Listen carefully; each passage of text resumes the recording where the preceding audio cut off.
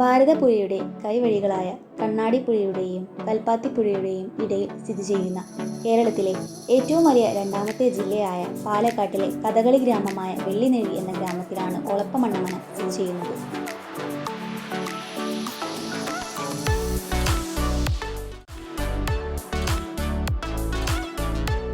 മഹാകവി ഒളപ്പമണ്ണയുടെ ജന്മസ്ഥലം കൂടിയാണിവിടം. ഋഗ്വേദം മലയാളത്തിലേക്ക് മൊഴിമാറ്റം ചെയ്ത OMC നാരായണ നമ്പൂതിരിപ്പാട്, വേദ അധ്യാപകനായ നീലകണ്ഠൻ നമ്പൂതിരിപ്പാട്, ഒളപ്പമണ്ണ സുബ്രഹ്മണ്യൻ നമ്പൂതിരിപ്പാട് തുടങ്ങിയവർ ഈ തറവാട്ടിലെ അംഗങ്ങളായിരുന്നു. കേരളത്തിലെ പ്രമുഖ രാഷ്ട്രീയ സാംസ്കാരിക ചരിത്രത്തിൽ ചലനം സൃഷ്ടിച്ച ഇടം കൂടിയാണ് ഈ മന. തൃശൂർ ജില്ലയിലെ മായന്നൂരിലെ ഓട്ടൂർമനയിലെ കുടുംബം 600 വർഷങ്ങൾക്ക് മുന്നേ വെള്ളിനേഴിയിൽ കുടിയേറി പാർത്ത് ഒളപ്പമണ്ണക്കാരായി എന്നാണ് പറയപ്പെടുന്നത്. 2 ശതാബ്ദങ്ങൾക്ക് മുമ്പ് അന്നം നിന്ന് പോകും എന്ന അവസ്ഥയിലെത്തിയപ്പോൾ വരിക്കാശ്ശേരി മനയിൽ നിന്ന് ദത്തെടുത്തവരുടെ പരമ്പരയാണ് ഇന്നത്തെ ഒളപ്പമണ്ണ കുടുംബം.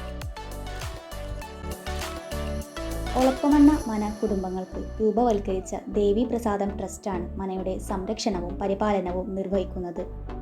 മനക്ക് ഒരു കോട്ടവും സംഭവിക്കാതെ സംരക്ഷിക്കുന്ന കാര്യത്തിൽ ട്രസ്റ്റ് വലിയ പങ്ക് വഹിക്കുന്നു. കഥകളി ഇവിടെ പഠിപ്പിക്കുന്നില്ലെങ്കിലും കഥകളി കലാകാരന്മാരെ ആദരിക്കാൻ വേണ്ടി ദേവി പ്രസാദം ട്രസ്റ്റ് പുരസ്കാരം ട്രസ്റ്റ് നൽകുന്നുണ്ട്. ആദ്യകാലത്ത് മൺചുമരും ഓലമേഞ്ഞ പുരയുമായുള്ള മനയായിരുന്നു എന്നും പറയപ്പെടുന്നു. പിന്നീടാണ് ഈ മന 8 കെട്ടായി മാറിയത്. 2 4 കെട്ടുകളോട് കൂടിയ 8 കെട്ടാണ് ഈ മന.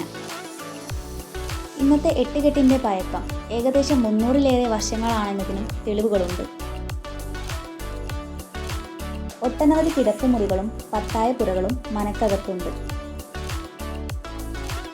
4 കെട്ടിനോട് ബന്ധപ്പെട്ട് ഒരു കുളവും കുളക്കടവും കാണാം. കേരളീയ വാസ്തുവിദ്യയുടെ ഉത്തമ ഉദാഹരണമാണ് ഈ മന. 200 വർഷങ്ങൾക്ക് മുമ്പ് കഥകളിയിലെ കല്ലുവഴി ചിട്ടയ്ക്ക് രൂപം നൽകിയത് ഒളപ്പമണ്ണക്കാരായിരുന്നു എന്നാണ് പറയപ്പെടുന്നത്.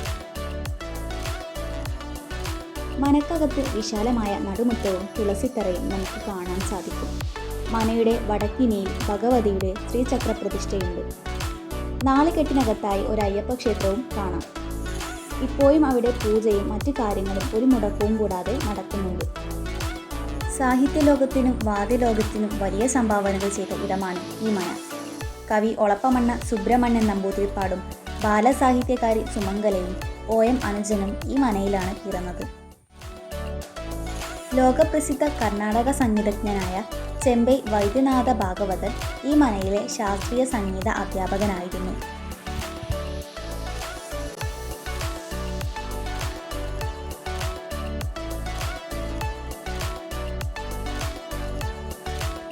ധാരാളം മലയാള സിനിമകളുടെ ചിത്രീകരണങ്ങൾക്ക് ഇടയായിട്ടുണ്ട് ഈ മന.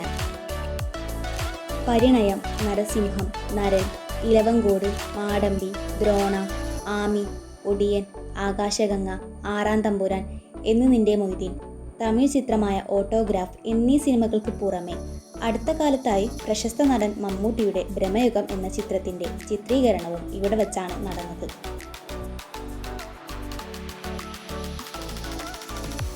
കേരളത്തിലെ കലാ, സാഹിത്യ, സാംസ്കാരിക രംഗങ്ങൾക്ക് ഒട്ടനവധി സംഭാവനകൾ നൽകിയ ഈ മന നമ്മൾ ഓരോരുത്തരും കണ്ടിരിക്കേണ്ട ഒരിടമാണ്.